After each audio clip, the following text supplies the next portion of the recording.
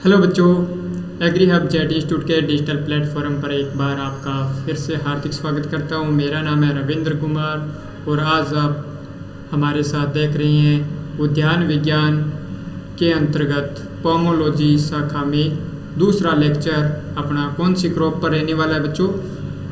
आंवला। ठीक है, तो आंवला का आपको आज पूरा विस्तार पूर्वक अध्ययन करेंगे, नई चीज़ें सिखाएंगे। ओके, और ये लेक्चर उन बच्चों के लिए बहुत ही लाभदायक रहेगा जो स्टूडेंट्स एक सपना लिए हुए हैं एग्रीकल्चर सुपरवाइज़र का, या जो जेट का, आईसीआर और बीएचयू के जो बच्चे तैयारी कर रहे हैं उनके कोर्स के हिसाब से बहुत लाभदायक लेक्चर रहने वाला है। तो जैसा कि स्टूडेंट्स आपको मैंने बताया था कि आपको पूरा का पूरा एग्रीकल्चर का कोर्स, जिसके अंतर्गत एग्रीकल्चर की एक ब्रांच है उद्यान विज्ञान, और अब इसको अपने पूर्ण रूप से विस्तार से आपको यूट्यूब पर फ्री ऑफ कॉस्ट प्रोवाइड करवाया जाएगा। तो आप हमारे साथ बने हुए हैं। आज का अपने पास दूसरा लेक्चर है। जिन बच्चों ने अभी तक फर्स्ट लेक्चर नहीं देखा है तो वो पहले फर्स्ट लेक्चर देखें, उसके बाद में दूसरा देखें, फिर आप हमारे साथ कंटिन्यू बने रहें। आपको यकीन दिलाता हूँ कि 4 महीने यदि आप हमारे साथ बने रहते हैं लगातार तो आपका 100% एग्रीकल्चर में इम्प्रूवमेंट होगा। चलो, तो आज अपने पास बहुत ही शानदार प्यारा फ्रूट है। इनमें से किस प्रकार एग्जाम में क्वेश्चन आते हैं, कहाँ से क्वेश्चन बन सकते हैं, सभी डिटेल में चर्चा करेंगे। चलो, तो ये अपने पास पहले बच्चों आपको आइडेंटिफिकेशन करवा देता हूँ। ये अपने पास क्या रहता है? आंवला का फ्रूट रहता है। क्या रहता है बच्चों? फल इस प्रकार का होता है, जिसमें से आपको यदि यहाँ से एक क्वेश्चन की बात करूँ तो इसमें डायरेक्ट आपको ध्यान होना चाहिए कि आंवले का खाने योग्य भाग क्या है। तो आंवले का बच्चों खाने योग्य भाग अपने पास इसका क्या रहता है? मीजोकार्प प्लस एंडोकार्प रहता है। Mesocarp plus endocarp. ओके, तो आपको याद करना होगा। ये इसका क्या रहता है? प्लांट का आइडेंटिफिकेशन करवाया है। इसकी पत्तियाँ इस प्रकार की रहती है। हो सकता है आपको आइडेंटिफिकेशन यानी कि पहचानना पड़े। ओके, तो आप कहाँ से तैयारी कर रहे हैं? जैसा कि आपने देख चुकी हैं एग्री हब जेट इंस्टीट्यूट रायचनगर से, तो आपको पूर्ण रूप से घर बैठे तैयारी करवाई जाएगी। चलो, इसका अपने एग्जाम पॉइंट ऑफ व्यू के हिसाब से देखें तो आंवला का बच्चों अपने पास बॉटनिकल नेम, या चलो इसको क्या कहते हैं? आंवला, या इसको कहते हैं बच्चों इंडियन गुजबेरी। इसको किसकी संज्ञा दी गई है? Indian gooseberry. इंडियन गुजबेरी के नाम से ये फेमस रहता है, आंवला हो गया। या इसको बच्चों मेला का ट्री भी कहते हैं। ओके, यहाँ अपने पास देखो इसका बच्चों बॉटनिकल नेम एम्बेलिका ओपिसिनेलिस। आप मेरे साथ बोलें, एम्बेलिका ओपिसिनेलिस। या इसको क्या नाम दिया जाता है? फाइलेंथस एम्बेलिका।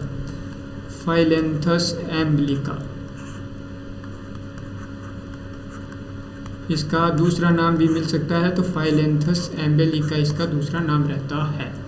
अब ये प्लांट है वो किस कुल से बिलोंग कर रहा है? तो ये बच्चों प्लांट है वो यूफोर्बिएसी कुल के अंतर्गत आता है। तो इसकी फैमिली क्या हुआ, या इसका परिवार बोल सकते हैं। तो परिवार बच्चों इसका क्या रहता है? यूफोर्बिएसी रहता है। इसका क्या रहता है? यूफोर्बिएसी। बहुत इंपॉर्टेंट है, आपको ध्यान रखना होगा। अब आप कौन सर यूफोर्बिएसी से अन्य कौन से प्लांट आते हैं बच्चों? तो यूफोर्बिएसी के अंतर्गत अन्य प्लांट में बात करें तो अरंडी याद रखना होगा। ओके, अरंडी हो गया, आंवला हो गया, रतनजोत हो गया। रतनजोत यानी कि जिसको जेट्रोपा कहते हैं। क्या हो गया? जेट्रोपा। तो ये आपको याद करने होते हैं। अरंडी, रतनजोत व आंवला किस कुल के प्लांट हैं? यूफोर्बिएसी कुल के प्लांट हैं। अब इसका उत्पत्ति स्थान देखा जाए तो बच्चों इंडो बर्मा नहीं है, इसका उत्पत्ति स्थान क्या रहता है? Indo China. तो यहाँ पर उत्पत्ति स्थान इसका क्या रहता है? इंडो बर्मा न रहकर इंडो चाइना होता है। तो ये कई बार एग्जाम में पूछा जा चुका है, तो इसको मैंने स्टार पॉइंट दिया है, तो आप स्टार पॉइंट लगाइए। यहाँ से अपने पास बहुत इंपॉर्टेंट क्वेश्चन बन सकता है। ओके, चलो, या यदि इंडो चाइना नहीं मिलता है तो आपको भारत दिया जाएगा। अब इसमें बच्चों बात करते हैं क्रोमोसोम नंबर। तो क्रोमोसोम नंबर कितने हैं? क्रोमोसोम नंबर बच्चों इसमें 28 होती हैं। कितने? 28 होती हैं। ओके, वहीं आपको प्रीवियस एक लेक्चर जो फर्स्ट अपना लेक्चर स्टार्ट किया था बीलपत्र में, तो आपको याद होगा कि बीलपत्र किस कुल का प्लांट था, रूटेसी का था, तो उसमें क्रोमोसोम नंबर 18 थी। ओके, तो यहाँ से अपने पास 28 हो गए, तो आपको 18 याद हो गए। 18 किस में थे, रूटेसी वर्ग के प्लांट में, नींबू वर्गियों में व बीलपत्र में हो गए, 28 इसमें हो गए। अब एग्जामिनर हो सकता है 38 देगा ऑप्शन में, तो 38 किसका रहेगा, अंगूर का रहेगा।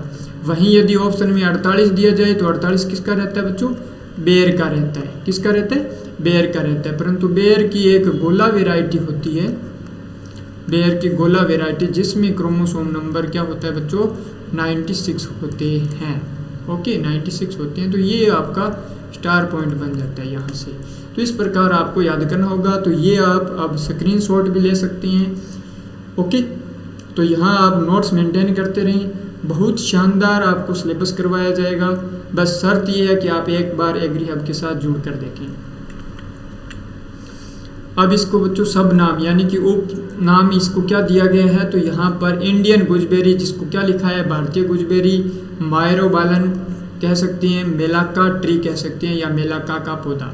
कन्फ्यूजिंग स्टूडेंट्स कहाँ होंगे, मेलन ट्री के साथ, मेलन ट्री के साथ कन्फ्यूज हो सकता है। तो मेलन ट्री बच्चों किसको कहते हैं, मेलन ट्री पपीता होता है। मेलन ट्री की क्या होता है, पपीता होता है। Okay, papaya. तो मेलाका ट्री आंवला, मेलन ट्री पपीता। फल प्रकार के लिए मैं स्टार दे रहा हूँ बच्चों। तो फल प्रकार इसका बहुत इंपॉर्टेंट है, कैप्सूल। क्या रहता है बच्चों, इसका फल प्रकार अपने पास क्या रहेगा, कैप्सूल। Okay, capsule. अब आप कहो सर और किन का फल प्रकार रहता है, तो और बच्चों याद रखें, तिल का कैप्सूल हो गया, भिंडी का फल प्रकार क्या हो गया, कैप्सूल हो गया, रतन जोत का भी क्या रहता है, कैप्सूल होता है। ठीक है, तो इस प्रकार तिल, भिंडी, रतन जोत, इन सब का क्या रहता है, कपास का भी फल प्रकार क्या रहता है, कैप्सूल रहता है। तो आपको याद करना होगा। चलो सर यहीं से इतना बहुत है। तो यहाँ देखो पुशअप क्रम, पुशअप क्रम बच्चों इसका क्या रहता है, रेसीम रहता है। इसका पुशअप क्रम क्या रहता है, रेसीम रहता है। फूल दिया जाए, फूल यानी फ्लावर, तो हेस्पेरिडियम वर्ग में जाएगा। तो खाने योग्य भाग बच्चों इसका क्या रहता है, मीजोकार्प प्लस एंडोकार्प। आपको क्या बताया था, मीजोकार्प प्लस एंडोकार्प। तो आपको याद हो जाएगा आंवला में, आंवला में याद करोगे तो ME, मीजोकार्प प्लस एंडोकार्प, आंवला में खाने योग्य भाग मीजोकार्प प्लस एंडोकार्प। तो आपको यहाँ से ये याद हो जाएगा। तो ये बच्चों क्या दे रहा हूँ, स्टार दे रहा हूँ। स्टार पॉइंट आपको 100% याद करने हैं। अब देखो बच्चों, पॉलिनेशन के हिसाब से ये कौन सी क्रॉप रहती है, परपरागित क्रॉप रहती है। पॉलिनेशन के हिसाब से ये क्या है, परपरागित क्रॉप है, यानी कि इसमें क्रॉस पॉलिनेशन होता है। अब क्रॉस पॉलिनेशन बच्चों ज़्यादातर होता किसके द्वारा है, तो ये मधुमक्खियों के द्वारा इसमें होता है। अब नेक्स्ट देखें, यहाँ देखो आंवले में परपरागण का कार्य बच्चों किसके द्वारा होता है, मधुमक्खियों द्वारा होता है, हनी बीज द्वारा। इसके बाद में आंवला व आम में सेल्फ इनकॉम्पेटेबिलिटी पाई जाती है, स्व अनिषेच्यता, स्व अनिषेच्यता यानी कि सेल्फ इनकॉम्पेटेबिलिटी पाई जाती है। कहने का अर्थ ये हुआ कि इसमें अपने पास पॉलिनेशन होने की संभावना कम रहती है। तो आंवले के फलों से मुरब्बा व कैंडी बनाई जाती है। ओके, मुरब्बा व कैंडी बनाई जाती है। अब देखो बच्चों, फेमस है आंवला का मुरब्बा। कैंडी बच्चों और किन से बनाई जा सकती है, बेर से भी कैंडी बनाई जा सकती है। और किससे बनाई जा सकती है, बेर से। एक बार क्वेश्चन आया था कि कैंडी में TSS कितना होता है, तो कैंडी में बच्चों TSS क्या होता है, 70 डिग्री ब्रिक्स से मोर देन होता है। ठीक है, 70 से अधिक होता है, या आप 75 लिख सकते हैं यहाँ पर। ये TSS करवाया जाएगा आपको पोस्ट हार्वेस्ट टेक्नोलॉजी का जो लेक्चर रहेगा उसमें से आपको करवाए जाएंगे। वैसे ज़्यादातर आपको याद होना चाहिए किसका, जेली का। जेली में TSS बच्चों कितना होता है, 65 डिग्री। और वहीं बात करें जैम में, तो जैम में बच्चों याद कर लेना 68 डिग्री। ठीक है, मुरब्बा में 70 डिग्री। और कैंडी की बात करें तो 75। ठीक है, या मोर देन 70। ओके, अब देखो आंवला पाले के प्रति संवेदनशील क्रॉप है। आंवले पाले के प्रति संवेदनशील यानी कि इसको ज़्यादा लॉस होता है। अब इससे प्रायोरिटी में यदि बात करें तो पपीता भी आंवला पाले के प्रति क्या रहता है, संवेदनशील रहता है। उसके बाद में यदि बात करें तो आंवला, ठीक है, तो ये संवेदनशील रहता है, यानी कि इसको ज़्यादा नुकसान होता है। अब यहाँ से देखें अपने पास ये क्या है बच्चों, नॉन क्लाइमेट्रिक फ्रूट है। नॉन क्लाइमेट्रिक फ्रूट है यानी कि इसको तोड़ने के बाद में यूँ सोचो कि पकाया नहीं जाता है। वैसे ये क्लाइमेट्रिक और नॉन क्लाइमेट्रिक का क्राइटेरिया बच्चों किस पर डिपेंड करता है, रेस्पायरेशन रेट पर। रेस्पायरेशन रेट पर डिपेंड करता है। वे फ्रूट जिनकी रेस्पायरेशन रेट ज़्यादा रहती है वो क्लाइमेट्रिक होती हैं, जिनकी कम होती है वो नॉन क्लाइमेट्रिक होती हैं। परंतु आपको याद करवाने के लिए तरीका होता है कि वे फल जो तुड़ाई के बाद में पकाए जा सकते हैं, जैसे आम है तो तोड़ने के बाद में पकाया जा सकता है ना, तो इसको क्या होता है, वो क्लाइमेट्रिक रहेगा। केला है तोड़ने के बाद में पकाया जा सकता है, तो वो क्या रहेगा, क्लाइमेट्रिक रहेगा। अब सिट्रस ग्रुप के फ्रूट हैं, जैसे संतरा है तोड़ने के बाद में नहीं पकाया जाएगा ना, तो वो क्या होता है, नॉन क्लाइमेट्रिक होता है। अब इसके फल में क्या आता है बच्चों, कड़वापन होता है। फल क्या होता है, कड़वा होता है। कड़वाहट का कारण क्या रहेगा, कड़वाहट का कारण होता है टेनिन नामक एसिड रहता है, जिसके कारण कड़वाहट होती है। आंवले में विटामिन सी पाया जाता है। तो जिन बच्चों को विटामिन सी का अभी तक नाम याद नहीं है वो बच्चे आज याद करें, एस्कॉर्बिक एसिड, एस्कॉर्बिक अम्ल, ठीक है, एस्कॉर्बिक अम्ल। तो हो सकता है आपको एग्जामिनर क्वेश्चन दे कि निम्नलिखित में से एस्कॉर्बिक अम्ल का प्रचुरतम स्रोत है, तो क्या होगा, आंवला। परंतु अब बच्चों आंवला ठीक है, परंतु आपको क्रम याद रखना होगा। आंवला से पहले किसका क्रम आएगा, बार्बनेस चेरी का। किसका, बार्बनेस चेरी का। उसके बाद में यदि क्रम पूछा जाए तो आंवला। उसके बाद में यदि क्रम पूछा जाए तो बच्चों सिट्रस ग्रुप का, अमरूद का। अमरूद में भी विटामिन सी पाया जाता है। उसके बाद में यदि क्रम पूछा जाए तो सिट्रस वर्ग का होता है, ठीक है। अब यहाँ देखो बार्बनेस चेरी में लगभग ये कितना, 1000 से 4000 मिलीग्राम पर 100 ग्राम इसमें विटामिन सी पाया जाता है। आंवले में यदि दिया जाए तो बच्चों 600 मिलीग्राम पर 100 ग्राम के हिसाब से दिया जाता है। अमरूद में यदि बात करें तो 299 ग्राम, और वहीं सिट्रस में बात करें तो इससे थोड़ा सा कम होता है। तो यहाँ विटामिन सी से कई बार क्वेश्चन बन सकता है। तो विटामिन सी से आपको क्वेश्चन याद रखने हैं कि विटामिन सी का प्रचुरतम स्रोत क्या है, बार्बनेस चेरी है। विटामिन सी का प्रचुरतम स्रोत क्या है बच्चों, बार्बनेस चेरी। उसके बाद में आंवला, उसके बाद में अमरूद, ओके, उसके बाद में सिट्रस ग्रुप, ठीक है, ये हो गया। अब 2 नंबर विटामिन सी का नाम क्या रहता है, विटामिन सी का नाम एस्कॉर्बिक एसिड रहता है। 3 नंबर कौन सा विटामिन है जो एंटीऑक्सीडेंट का कार्य करता है, तो एंटीऑक्सीडेंट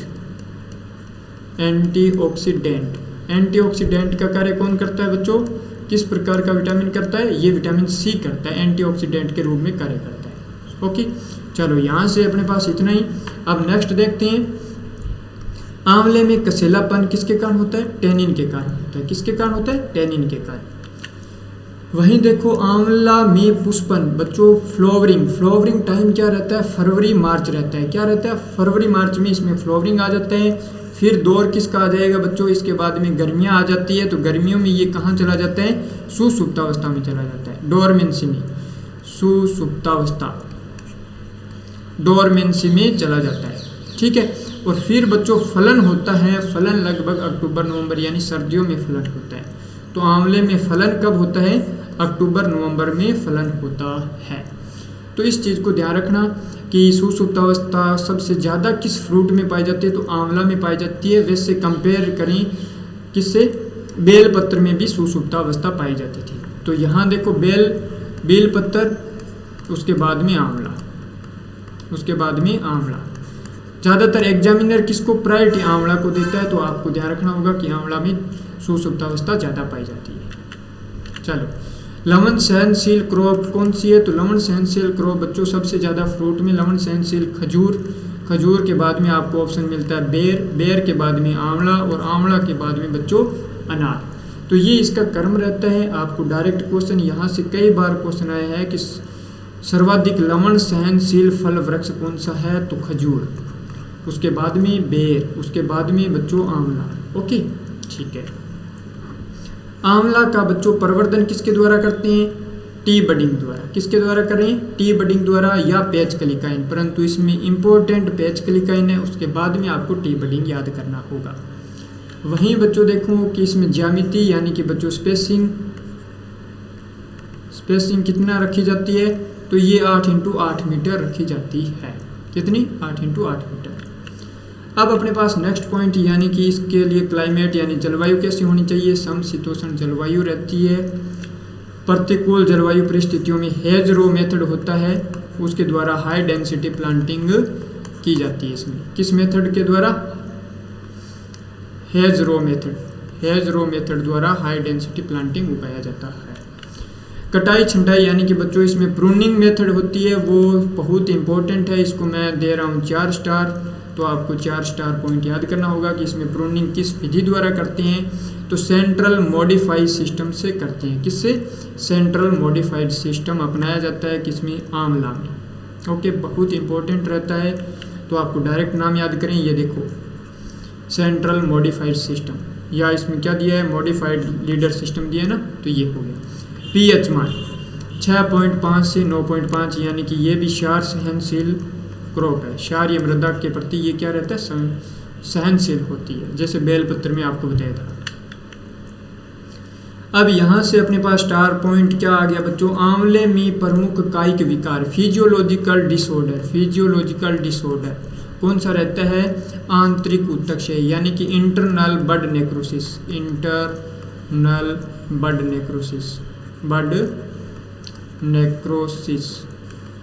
अब नेक्रोसिस का भी अर्थ क्या होता है बच्चों? झुलसना होता है।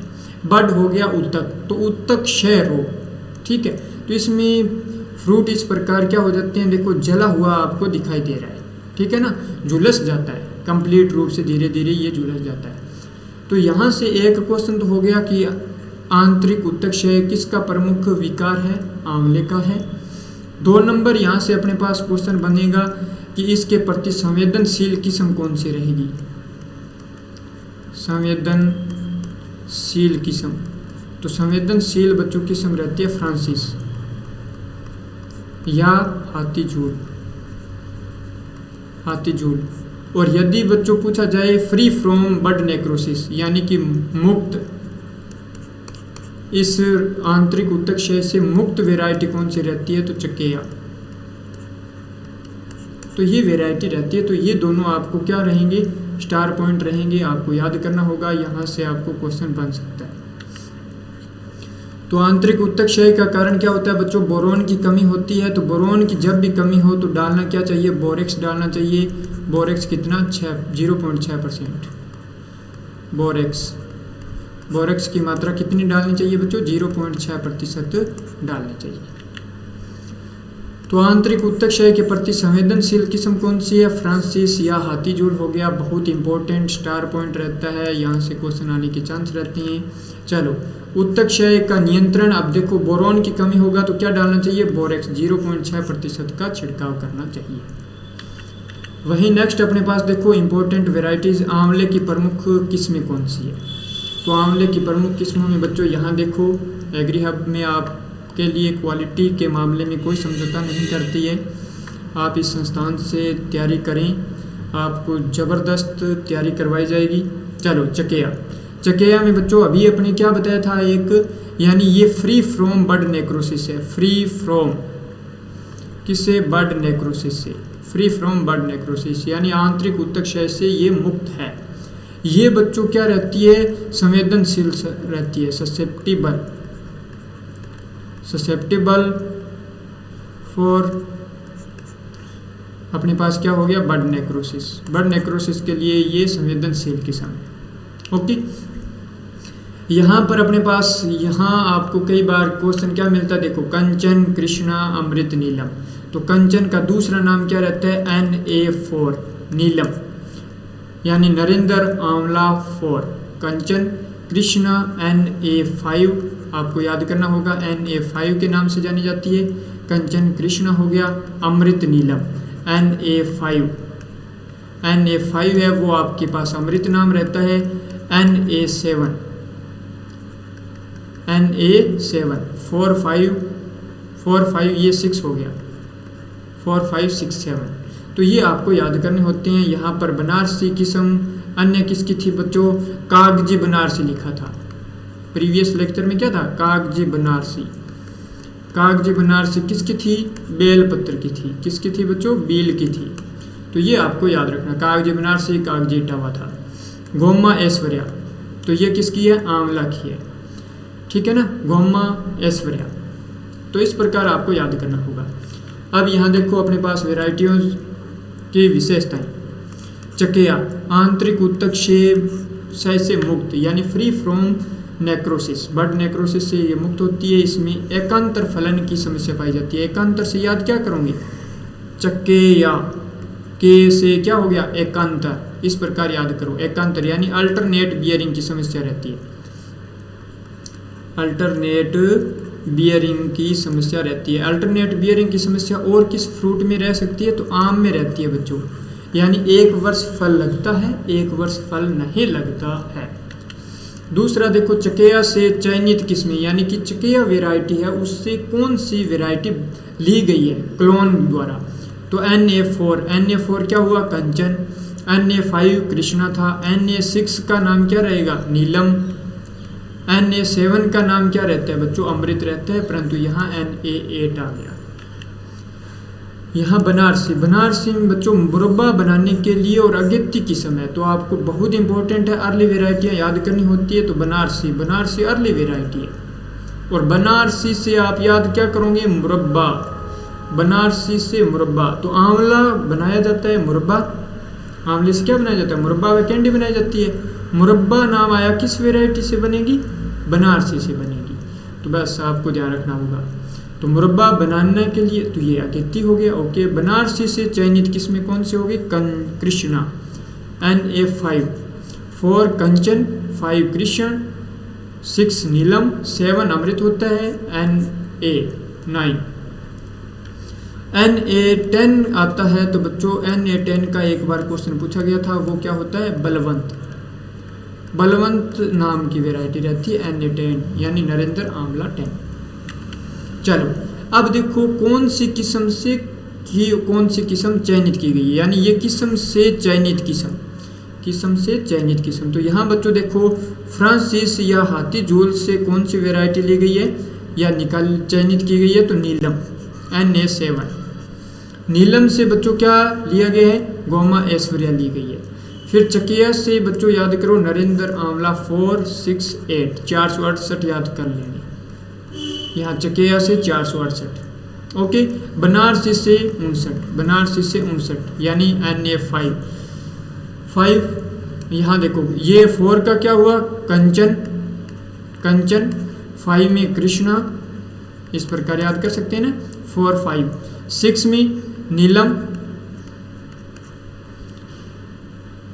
4 5 6 7 अमृत। तो ये 7 का क्या रहता है बच्चों? ये यहाँ पर 6 रहेगा। Na6 नीलम होता है, 7 अमृत रहेगा। तो इस प्रकार आप कर सकते हैं। पकने के आधार पर वर्गीकरण देखो अगेती में है, तो अगेती में आपको बताया था बनारसी वेरी वेरी इंपॉर्टेंट, आपको याद होना चाहिए कि बनारसी किस्म अगेती है। और बनारसी से क्या बनाया जाता है बच्चों? मुरब्बा बनाया जाता है। क्या बनाया जाता है? मुरब्बा बनाया जाता है। ओके, कृष्णा, बलवंत। बलवंत सर आपने बताया था बलवंत के लिए क्या? Na10 याद करना पड़ेगा। Na10 किसका नाम है? बलवंत का है। गोमा ऐश्वर्या वेराइटी है आंवला की। कंचन, कंचन हो गया मध्यम। और हाथी झूल, हाथी झूल का अन्य नाम क्या है बच्चों? फ्रांसिस। ये याद रखना होगा 1 नंबर पॉइंट। 2 नंबर पॉइंट बच्चों क्या याद रखना होगा कि फ्रांसिस क्या है? ये संवेदनशील है, संवेदनशील है, संवेदनशील है। सर किसके प्रति संवेदनशील है? ये बच्चों बर्ड नेक्रोसिस के प्रति, यानी आंतरिक ऊतक क्षय के प्रति संवेदनशील वेराइटी है। चलो 75 में बात करें तो नीलम। नीलम सर किसकी वेराइटी है बच्चों? अन्य फ्रूट की बात करें तो आम की वेराइटी भी नीलम होती है। यदि ऑप्शन में आम ना हो तो आंवला की होगी। चकेया सर, चकेया क्या था? Free from bird necrosis, free from bird necrosis, आंतरिक ऊतकक्षय से मुक्त वैरायटी थी। भवानी सागर सर, हाँ भवानी सागर किसकी है? आंवला की है। नेक्स्ट देखो यहाँ पर सर फ्रांसिस हाथी झूल, हम विशेषता बता देंगे आपको। हाँ बच्चों बताओ तो क्या होगा फ्रांसिस या हाथी झूल की विशेषता? आप कहोगे सर ये हैं संवेदनशील किसके प्रति? बर्ड नेक्रोसिस के प्रति। तो हाथी झूल किस समय अधिक ऊतक क्षय की समस्या पाई जाती है, यानी संवेदनशील है ये। उसके बाद में देखो अमृत, अमृत सर यहाँ पर प्रसंस्करण हेतु उपयुक्त वैरायटी है। अमृत Na7 अमृत हो गया। गोमा ऐश्वर्या कहाँ से निकाली गई है बच्चों? CIAH द्वारा विकसित है, CIAH से निकाली गई है। Central institute of arid horticulture यानी केंद्रीय शुष्क बागवानी संस्थान कहाँ स्थित है बच्चों? बीकानेर। कहाँ स्थित है? बीकानेर स्थित है। बीकानेर बच्चों कहाँ है? राजस्थान में है। कई बार हो सकता है CIAH स्थित है बीकानेर, गुजरात, पंजाब, हरियाणा, तो कई बार बच्चों का गलत हो सकता है। यहाँ देखो बच्चों ये अब अपने पास रोग है, ये क्या है? आंवले का प्रमुख रोग है बच्चों, रिंग रस्ट। क्या है? आंवले का प्रमुख रोग है। ये किसके द्वारा होता है? तो ये बच्चों कवक जनित रोग होता है। किसके द्वारा होता है? कवक जनित। बहुत बहुत इंपॉर्टेंट है कवक जनित। सर इतना इंपॉर्टेंट है तो इस कवक का नाम क्या रहेगा? रेवेनेलिया एम्बेलिका। क्या रहता है? रेवेनेलिया एम्बेलिका। रेवेनेलिया एम्बेलिका इसका क्या रहता है बच्चों? नाम रहता है। सर इसका प्रकोप कब होने वाला है? प्रकोप बच्चों अगस्त माह में होता है, फ्रूटिंग से पहले इसमें होता है प्रकोप। सर अब इसके लिए क्या करें? सर अब इसके लिए क्या करें? तो बच्चों रिंग रस्ट, रस्ट लग गया ना, यानी कीट रोग है, तो रस्ट के लिए आप सल्फर डाल सकते हैं। सल्फर कितना? 2 ग्राम पर लीटर के हिसाब से, 2 ग्राम पर लीटर के हिसाब से डाल सकते हैं रस्ट रोग के लिए। चलो सर अब ये क्या है? छाल बेधक। तो ये छाल बेधक बच्चों रोग नहीं है, ये अपने आप में क्या है? कीट हैं। तो ये आंवले का प्रमुख कीट रहेगा। ठीक है, बारक कैटरपिलर, बारक कैटरपिलर छाल बेधक। तो इसका नाम क्या रहता है? इंडरबेला क्वाड्रिनोटा, क्वाड्रिनोटा, इंडरबेला क्वाड्रिनोटा। अब ये स्टेम यानी छाल बेधक या तने की छाल को भेद कर एक सुराग बना देता है। क्या बना देता है? जैसे ये स्टेम है तो इस स्टेम में ये सुराग बना देता है। तो इस सुराग को केरोसिन के द्वारा यानी कि रुई लेकर केरोसिन के द्वारा रोका जा सकता है, या इन छेद में अपनी मोनोक्रोटोफास का इंजेक्शन भर सकते हैं। तो केरोसिन तेल में रुई भिगोकर छेद के अंदर तक लगा देना चाहिए, या बच्चों अपने पास क्या करना चाहिए? मोनोक्रोटोफास का इंजेक्शन लगा देना चाहिए। तो ओके, ये अपने पास इम्पोर्टेंट क्या था? इंसेक्ट था, बारक कैटरपिलर, यानी कि यहाँ पर छाल बेधक। ओके, इंडरबेला क्वाड्रिनाटा, ये इसका नाम याद करना जरूरी है। ओके, रोग कौन सा था?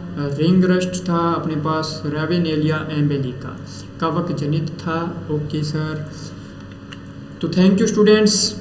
कृषि शिक्षा के क्षेत्र में सर्वोत्तम परिणाम देने वाला एकमात्र संस्थान है बच्चों एग्री हब जेट इंस्टीट्यूट, जो क्वालिटी के मामले में कोई समझौता नहीं करता है। यदि आपको ये लेक्चर अच्छा लगा है तो अन्य बच्चों के लिए शेयर करें, सब्सक्राइब करें चैनल को। घर बैठे आप इस प्रकार तैयारी कर सकते हैं, बस अपने आप में एक जुनून होना चाहिए। और अधिक जानकारी के लिए आप संपर्क कर सकते हैं इन दिए गए नंबर पर, ये संस्थान के नंबर हैं। Thank you students.